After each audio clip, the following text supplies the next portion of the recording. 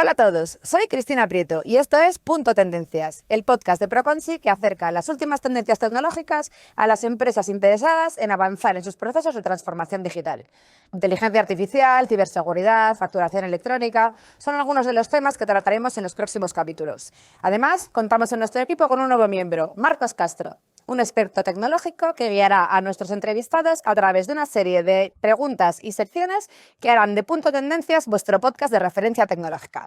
¡Comenzamos!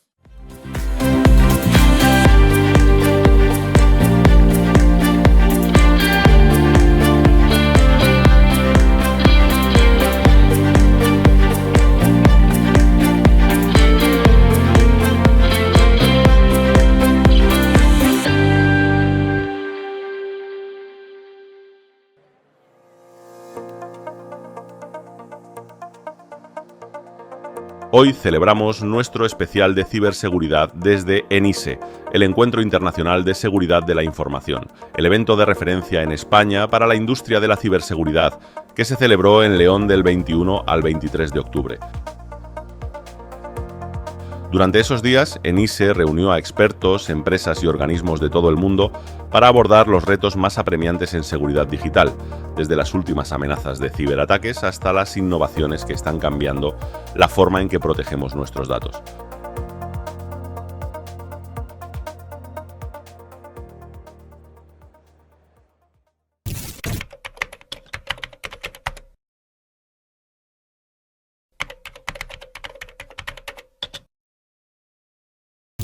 Bienvenidos a un nuevo programa donde hoy nos acompaña Ana Ayerbe. Ana es una gran profesional de la ciberseguridad, declarada entusiasta de las nuevas tecnologías como el Internet de las Cosas, como la inteligencia artificial o las tecnologías cuánticas, y es una defensora del papel de la mujer en el ámbito empresarial y tecnológico. Ana dirige el área Cores Digitales en Tecnalia y es miembro de órganos directivos como EXO, la Organización de Ciberseguridad Europea, RENIC, la Red Española de Excelencia en Investigación en Ciberseguridad, o Women for Cyber España, que es una organización referente en España y que trabaja para impulsar y visibilizar el papel de la mujer en el ámbito de la ciberseguridad. Ana, además, ha participado como experta en la elaboración de la Agenda Estratégica de Ciberseguridad de España en 2019 y también participa en foros como el Foro Nacional de Ciberseguridad, entre otros muchos foros. Pues bienvenida, Ana. La verdad es que es un gusto estar aquí contigo. Muchas gracias, Marcos. El gusto es mío. Muchas gracias por haberme invitado a estar aquí. Sí. Pues si te parece, empezamos con las preguntas. Bien. Mira, para empezar, quería hacerte una pregunta que tiene que ver con las pymes y las micropymes, porque hay un dato que me parece que es muy interesante porque además nos toca un poco a todos, pero sobre todo también a nivel empresarial, y es que el Centro Criptológico Nacional en 2023 ha publicado que el número de ciberataques e incidentes online ha crecido un 30% y han llegado a unas 4.000 diarios. Esto, claro, nos afecta a todos, pero a pesar de ello hay muchas empresas y en especial, como te digo, pues, pymes, micropymes, que piensan que no son un objetivo real de estos ataques y por tanto, claro, no invierten lo que deberían quizás en ciberseguridad, aludiendo a falta de presupuesto, por ejemplo. Entonces, lo que yo te quiero preguntar es, ¿cómo crees que se puede equilibrar la necesidad de invertir en ciberseguridad con las limitaciones presupuestarias que tienen las organizaciones de este tipo de tamaño? Sí, a mí casi antes de empezar a responder a la pregunta me gustaría situarme en la introducción que has hecho, porque es importante el hecho de que muchas empresas todavía sientan que no son vulnerables ante un ciberataque o que no van a ser objetivo de un ciberataque, ¿no? Entonces me gustaría insistir en que realmente todas las empresas pueden en un momento dado ser objetivo de un ciberataque porque hay ataques indiscriminados que efectúan cibercriminales y que lo que están intentando es obtener el mayor rendimiento económico posible, y para ello van a lanzar ataques indiscriminados de ransomware, ataque del CEO, etcétera, y en la medida en la que de alguna forma haya siempre alguna empresa que pueda caer, pues van a obtener rendimientos económicos, y la tristeza es que todavía hay muchas empresas que caen. También es cierto que el nivel de sofisticación de este tipo de ataques también está elevándose, pero no deja de ser cierto, bueno, pues que muchas pymes y micropymes pues se ven afectadas por este tipo de situaciones. ¿Qué puede hacer una pyme y una micropyme? Bueno, también quiero hacer hincapié en que muchas de ellas forman parte de cadena de suministros de empresas, de grandes empresas, con lo que de alguna forma pueden ser objetivo, no ellas mismas, pero como un medio de entrar en una empresa más grande a través de la cadena de suministro. ¿Qué pueden hacer las pymes y micropymes para balancear la necesidad de ciberseguridad con el presupuesto? Pues básicamente es un tema de priorización. En primer lugar, conocer a qué riesgos está sometida la empresa, ver cuáles son esos activos sin los que si tuviesen algún problema la viabilidad de la empresa podría verse seriamente afectada, tratar de establecer una serie de acciones correctoras y priorizar esos quick wins en términos de impacto, de precio y de tiempo en el que se puedan ejecutar. Entonces es la única forma, y pensar en términos. No se puede conseguir la ciberseguridad 100%, pero por lo menos trabajar en la ciberresiliencia de la organización. Esto es importante. Sí, poder poner remedio muchas veces antes de que ocurra y no accionar cuando ya se haya producido el ataque, ¿no? Efectivamente. Y si algo va mal, ¿qué debemos de hacer para que tenga el menor impacto posible? Entonces nosotros, como parte del sector tecnológico, al final casi es una obligación o un deber pues alimentar esta conciencia de necesidad de darle importancia, de poner en valor la ciberseguridad, la seguridad digital, porque como tú dices, hay muchas formas de cometer estos ciberataques, está en constante evolución y claro, necesitamos estar muy concienciados, necesitamos darle esta importancia que tiene el tema. Y te quería preguntar, ¿qué podemos hacer para aumentar esta sensibilización en las empresas? Sí. Desde luego tenemos que seguir, hay que seguir insistiendo en las acciones de sensibilización que se están haciendo a nivel de todas las empresas, pero llega un determinado momento en que hay ciertas empresas que solo van a reaccionar, a pesar de toda la sensibilidad que haya, si alguna empresa que es competidora suya ha sufrido un ciberataque, entonces dicen, viendo el impacto, dicen que no me toque a mí, algo tenemos que hacer, o si ellas mismas han sufrido un ciberataque y entonces ya claramente de estos, o también si se ven obligadas a introducir medidas de ciberseguridad porque algún cliente suyo se lo empieza a exigir, o bien porque hay normativas que les obligan a hacerlo, como puede ser con la GDPR. La GDPR, de alguna forma, pues en cuanto al tema de privacidad y datos, pues ha marcado un antes y un después.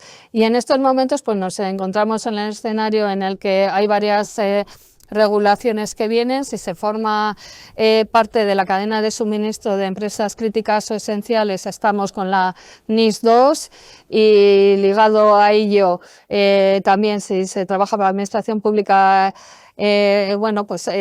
tendríamos la ISO 27001 como cumplimiento de la NIS2, o te podríamos tener el ENS en el caso de empresas de la para la administración pública, pero tenemos también el CRA, que es Cyber Resilience Act, que va a afectar a todos esos productos que tengan componentes digitales o que se comuniquen de alguna forma, y ya prácticamente casi todos los productos industriales, de una forma u otra, si pensamos en máquina herramienta, tienen componentes digitales, tienen conexiones, entonces deberían de cumplir también con el CRA. Entonces vienen regulaciones que van a hacer pues que obligar a las empresas a ese cumplimiento normativo. Entonces, cuanto antes empiecen a prepararse para las regulaciones que vienen o que ya están aquí a la puerta de la esquina. Claro, porque es que yo te he escuchado en otra entrevista una frase también que me encantó y además creo que es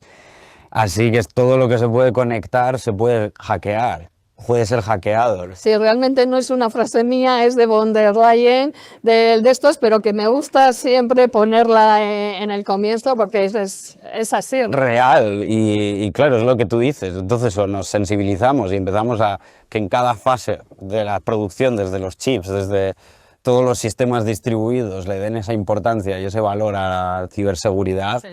Y, por ejemplo, ahora, claro, con el tema de la inteligencia artificial, que es la tecnología más actual, digamos, o al menos la que está en boca de todos ahora mismo, en cuanto a la ciberseguridad, nos encontramos un poco ante un arma de doble filo, porque nos puede servir para identificar, para prevenir, ¿no?, para acabar muchas veces con amenazas de ciberseguridad, pero por otro lado, los malos, ¿no?, los ciberdelincuentes, la utilizan en su propio beneficio y es una manera de diseñar nuevos ciberataques.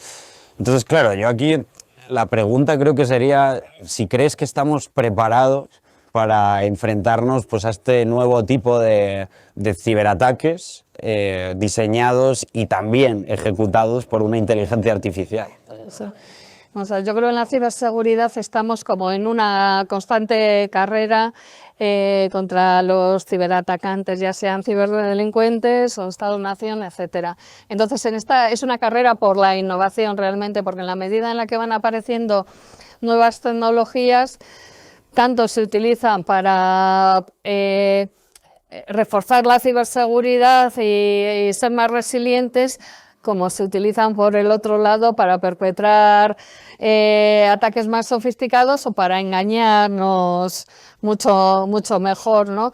Entonces yo creo que sí estamos preparados y en esta carrera estamos todos trabajando en ellos. Entonces sí es cierto que los ciberatacantes están utilizando la IA en diferentes formas, o bien para esconderse mejor, o bien para suplantar identidades de la mejor forma, pero nosotros también estamos utilizando la IA en diferentes formas. Pues en Tecnalia, por ejemplo, bueno, pues estamos trabajando en cómo reforzar los propios sistemas de inteligencia artificial para crear confianza en esos sistemas, también para ayudar en su explicabilidad, pero también los estamos utilizando para realizar simulaciones de ciberataques o para engañar al ciberatacante mediante honeypots que utilicen técnicas de IA para mejorar las fases de detección y de respuesta ante determinados incidentes. Yo creo que estamos, en la medida en la que hay nuevos avances, intentamos desde luego aplicarlos y estamos muy atentos también todos a lo que está sucediendo en el otro lado, y en la medida en la que vamos viendo diferentes situaciones, pues también aprendemos de ellos para tratar de reforzar más esta parte. Siempre mantener ese pulso, ¿no? Esa carrera de esa carrera constante en la que estamos. Y realmente en el ámbito de ciberseguridad no nos aburrimos nunca, porque constantemente estamos digamos, aprendiendo y dando pasos. No te puedes descuidar en ningún momento, efectivamente. Pues ahora que estamos hablando de inteligencia artificial y de todo esto, pues nos encantaría que la siguiente pregunta te la haga un compañero nuestro muy especial. Ana, encantada de saludarte. Soy Bit, la inteligencia artificial de Proconsi. Me gustaría preguntarte, ¿qué papel crees que jugarán las tecnologías emergentes como yo en la construcción de una sociedad más segura y sostenible? Bueno, realmente esta pregunta me gustaría casi que me la pudiese responder tú, ¿no? Como ente artificial que eres, ¿no? Desde mi punto de vista van a tener un papel fundamental. Cualquier nueva tecnología puede usarse tanto para el bien como para el mal, ¿no? Y no deja de ser, bueno, pues las tecnologías ligadas con la inteligencia artificial tienen ese doble uso. La IA generativa multimodal no cabe duda de que nos va a permitir múltiples avances en diferentes dominios, nos va a permitir ir avanzando hacia una sociedad mucho más sostenible, porque realmente vamos a poder realizar ser más eficientes energéticamente, vamos a poder ver cómo vamos a poder producir de una forma mucho más sostenible, con una reducción, digamos, de emisiones hacia el medio ambiente y desde luego, viniendo del ámbito de la ciberseguridad como vengo, pues no me cabe duda que el esfuerzo que estamos realizando en utilizar estas tecnologías para hacer que los productos, los sistemas y los servicios sean más resilientes va a redundar en una sociedad más segura en diferentes sentidos. Pues ahora te recupero yo, porque tengo más preguntas para ti. Gracias. Y, por ejemplo, claro, me pregunto, tú que eres una gran profesional y que eres experta en ciberseguridad, ¿tienes algún as bajo la manga? Es decir, ¿hay algo que nos podrías recomendar, alguna estrategia, alguna práctica que crees que las empresas suelen pasar por alto, pero que, sin embargo, pues puede significar un gran cambio, ¿no? O tener un impacto muy positivo en cuanto a ciberseguridad? Me encantaría tener unas bajo la manga, pero quizás sí hay algo que normalmente cuando hablamos de ciberseguridad tendemos a pensar mucho en tecnología, ¿no? Y a mí me gusta ver la ciberseguridad en términos de los 3 vértices de un triángulo, ¿no? Tecnología, personas y procesos. Porque es cierto que tenemos que tener sistemas que nos permitan de alguna forma detectar cuando se está empezando a producir un incidente de ciberseguridad. No me cabe duda desde que desde el punto de vista tecnológico podemos hacer mucho y estamos haciendo mucho. Pero desde luego, si no tenemos a las personas formadas en medidas higiénicas de ciberseguridad, vamos a tener un problema. Porque las personas son la primera puerta de entrada de un ciberataque. Pueden mediante phishing, cualquiera de las modalidades que tenemos en estos momentos, hay una persona a la que están engañando para realizar. Siempre somos el eslabón débil ahí. Eso es. Entonces tenemos que empoderar a nuestros empleados, a nuestros trabajadores, a todas las personas de la empresa para que verdaderamente conozcan o tengan unos conocimientos, unas ciertas medidas higiénicas de ciberseguridad que permitan poner una barrera a esos tipos de ciberataques, ¿no? Entonces, reforcemos y empoderemos a las personas. Y luego también, cuando algo vaya mal, las personas tienen que saber qué tienen que hacer si algo va mal, porque desgraciadamente, por muy bien que lo hagamos, también puede haber un momento en el que las cosas no vayan como nos hubiese gustado. Y ahí entra la parte de los procesos. Y la parte de los procesos es importante. Tenemos que saber cuál es nuestro funcionamiento normal y en caso en el que algo vaya mal, qué debemos hacer, quién debe hacerlo y cuándo debe hacerlo y, por supuesto, cómo debe de hacerlo. Entonces, yo creo que el vigilar esos 3 eslabones, porque si solo aplicas tecnologías sin personas, vas a ir mal. Si solo aplicas personas sin hacer algo en los procesos y sin tener tecnología, te va a fallar una pata. Entonces, yo diría que es prestar atención a estos 3 vértices de este triángulo. No, me encanta lo que dices, porque claro, nunca está de más recordar que tenemos que cuidar a nuestros profesionales y darles herramientas, como tú dices. Muchas veces ya no lo puedes evitar el ataque, pero ¿qué hacemos cuando ha ocurrido, no? Ahí sí podemos tener más fuertes o sentirnos más fuertes. Y claro, hablando de profesionales y aprovechando pues, tu papel implicada en Women for Cyber, no puedo dejar de preguntarte por las mujeres en la industria. Hay un dato que nos dice que de toda la fuerza laboral en todo el país, a nivel nacional, en la industria de la tecnología y de la ciberseguridad, solo el 24% son mujeres. ¿Este porcentaje tú crees que lo podemos aumentar a un nivel a medio plazo, digamos? ¿O cómo podemos avanzar por ahí?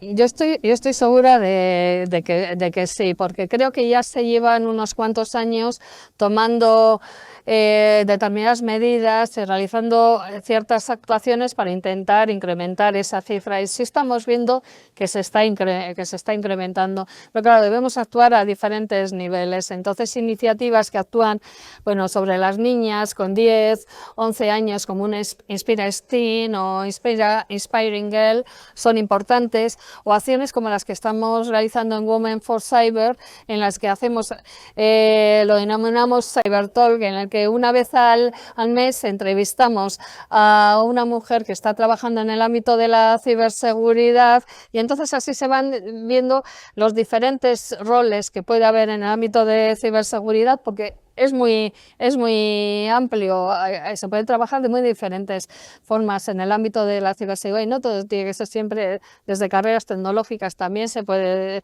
desde carreras como la psicología, la sociología, etcétera. Entonces eso se permite de alguna forma visibilizar, ¿no? Y que, bueno, pues chicas o otras mujeres que estén pensando en cambiar de trayectoria profesional, pues puedan ver qué es lo que se puede hacer. Pero también estamos haciendo actividades de mentorización, bueno, pues para acompañar en el camino a personas que quieren iniciarse en la carrera de ciberseguridad o en el mundo del emprendimiento, ¿no? Porque también hay pocas mujeres que se deciden a lanzarse al mundo del emprendimiento, y en ciberseguridad aún menos. Entonces estamos haciendo, bueno, pues actividades orientadas bueno, pues a facilitar un poco ese camino, bueno, pues a las personas que muestran diferentes inquietudes. Yo creo que todas estas acciones van a ir haciendo que poco a poco vaya habiendo más mujeres en el mundo de la ciberseguridad, pero bueno, necesitamos mujeres, necesitamos hombres, porque se está notando también, bueno, pues tenemos una carencia de talento en ciberseguridad en general, entonces necesitamos atraer a todos que podamos hacia la ciberseguridad. Claro. Y para todas estas personas tan necesarias, entonces, que puedan considerar empezar una carrera en ciberseguridad, a todas las jóvenes que, como dice, ya hacéis esa mentoría y les transmitís experiencias o les acompañáis, ¿qué consejo tendrías para aquella persona que considera empezar en la ciberseguridad? Sí, esto también te lo comento, a ti. No, fundamentalmente yo diría que si en un momento dado se te ha pasado por la cabeza la palabra ciberseguridad, es porque de alguna forma una inquietud tienes hacia ese mundo. Entonces lánzate a por ello, porque es un ámbito en el que de entrada puede parecer pero trabajo no va a faltar. Necesitamos profesionales de ciberseguridad, necesitamos muchos profesionales de ciberseguridad, o sea que trabajo no nos va a faltar. Y luego, a mí me parece que es un ámbito muy divertido, entretenido, en el que no te aburres nunca, en el que siempre estás aprendiendo algo nuevo, y yo creo que eso es muy positivo, ¿no? Y además, yo diría algo más, es que también estamos haciendo un bien a la sociedad, ¿no? En la medida en la que consigamos minimizar el impacto de un ciberataque, en la medida en que consigamos aumentar la resiliencia de las empresas, pues de alguna forma estamos favoreciendo el tener una sociedad más segura, ¿no? Y eso va en beneficio de las empresas, de los ciudadanos y de la economía en general. Y creo que es muy positivo, así que adelante. Claro, porque además, como tú dices, que esto está en constante evolución, que por eso también, bueno, esa parte divertida, o al menos de no aburrimiento, pero como todo cambia tanto, yo también me pregunto, de cara a todos estos nuevos profesionales, ¿tú crees que la inteligencia artificial puede llegar a tomar decisiones morales de manera autónoma? Bueno, esta pregunta tiene miga, porque empezaría por casi, no cabe duda que los sistemas pueden llegar a tomar decisiones de forma autónoma. Y de hecho en la conducción autónoma hay mucho debate sobre temas éticos de si vas a atropellar a alguien, si vas por un lado atropellas a un niño, si vas por otro lado atropellas a una mujer embarazada, ¿qué decisión toma? O sea, hay mucho debate en torno a este tipo de decisiones. A ver, a mí lo que creo que la tecnología de alguna forma la hemos creado los humanos. Entonces, me gustaría pensar que vamos a mantener a las personas, al humano in the loop, que va a estar, y que siempre que se tome una determinada decisión va a haber un humano de alguna forma llevando las riendas. Por supuesto que nos está ayudando y nos va a ayudar cada vez más. De alguna forma podemos hablar de talento aumentado, ¿no? Podemos hablar del humano aumentado, de una serie de cosas, pero mantengámonos nosotros en el grupo, porque si hablamos en el hipotético caso, ¿no?, de que fuese, al final, dices, la ética, no hay una sola ética humana, no hay una sola moral humana, depende mucho de culturas, depende de religiones.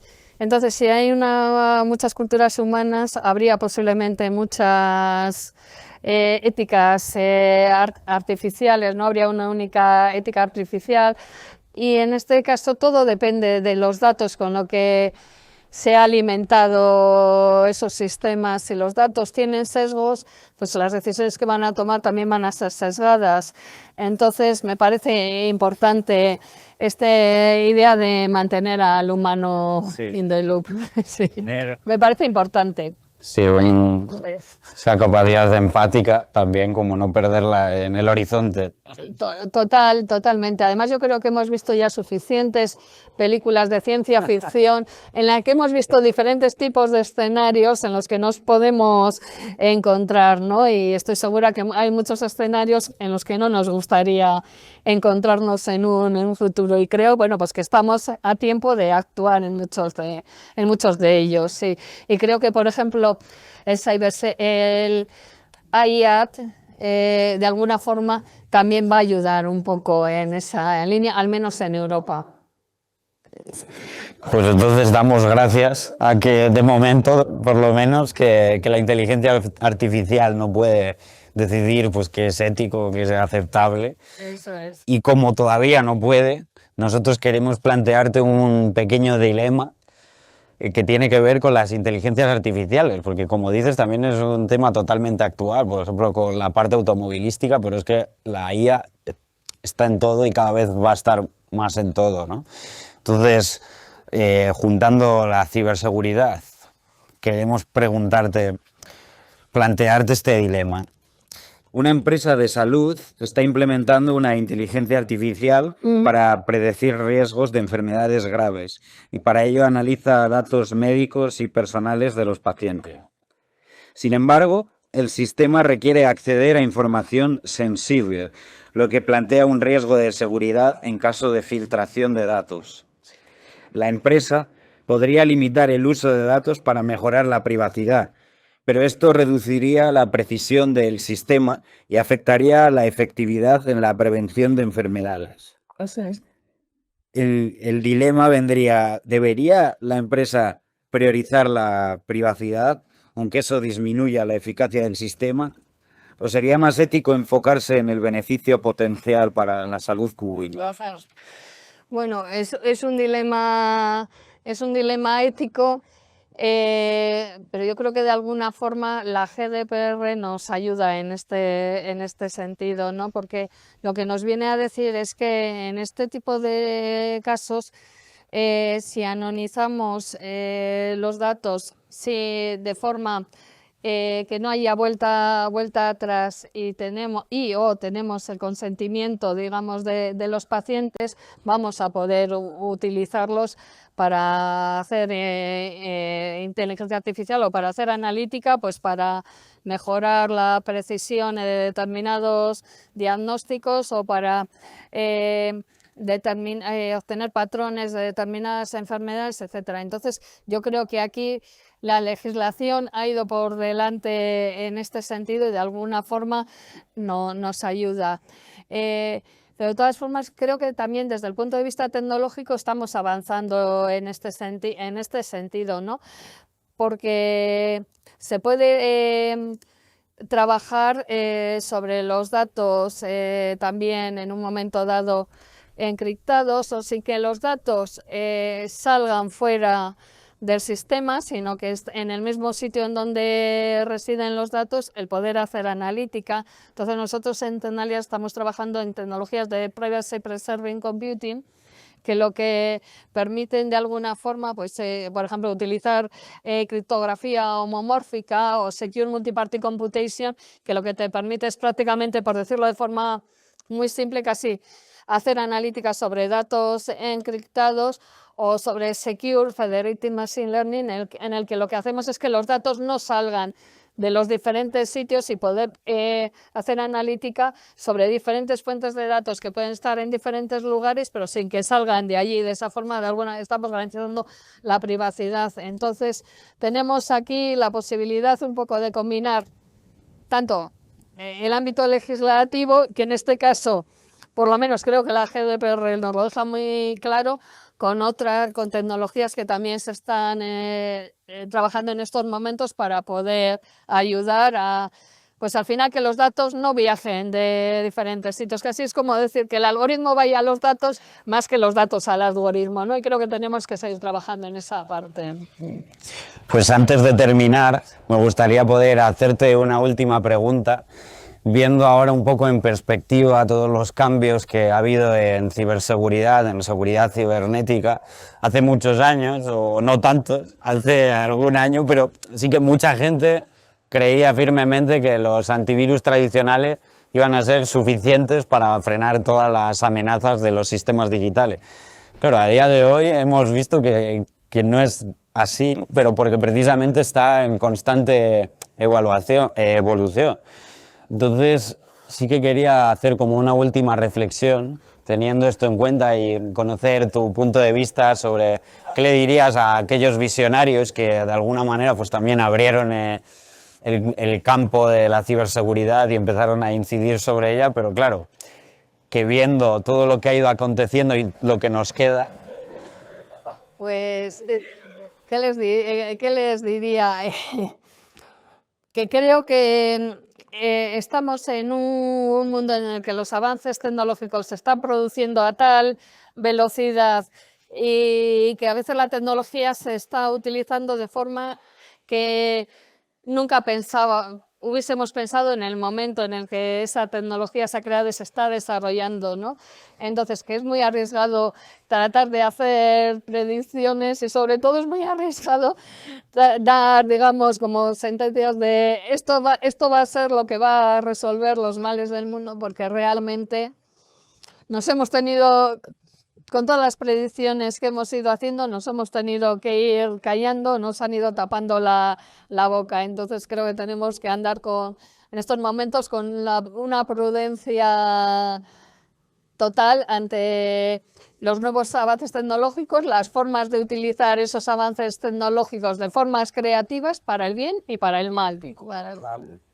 Pues muchas gracias. Muchas gracias. La verdad es que da gusto, sí, ha sido un placer escucharte y aprender contigo y darle este pequeño espacio a la ciberseguridad. Gracias. Muchas gracias a todos y espero que hayáis podido disfrutar de este nuevo programa. Gracias, saludos. Durante el transcurso de esta entrevista hemos decidido llevar a cabo un ataque cibernético simulado de phishing, con el fin de evidenciar la facilidad con la que los ciberdelincuentes pueden acceder y comprometer cualquier infraestructura que esté desprotegida o cuente con un nivel bajo de seguridad. Este ejercicio no solo busca demostrar la vulnerabilidad de los sistemas expuestos, sino también resaltar la importancia de una formación adecuada y constante para el personal que opera estos entornos. El phishing es una técnica de ciberdelincuencia en la que los atacantes se hacen pasar por entidades confiables para engañar a las personas y obtener información personal como contraseñas, números de tarjetas de crédito o datos bancarios. Esto suele ocurrir a través de correos electrónicos, mensajes o páginas web falsas que imitan a instituciones legítimas. En España se registran cerca de 250.000 casos de phishing al mes, lo que representa una amenaza significativa para la seguridad de los usuarios en línea. Una infraestructura puede tener tecnologías avanzadas, pero sin una base de seguridad sólida y una plantilla capacitada para reaccionar ante posibles amenazas, se convierte en un blanco fácil para cualquier actor malintencionado. Con esta simulación de ataque tipo BEC, Business Email Compromise, mostramos cómo los delincuentes digitales aprovechan brechas de seguridad y la falta de preparación para infiltrar sistemas y causar daños significativos.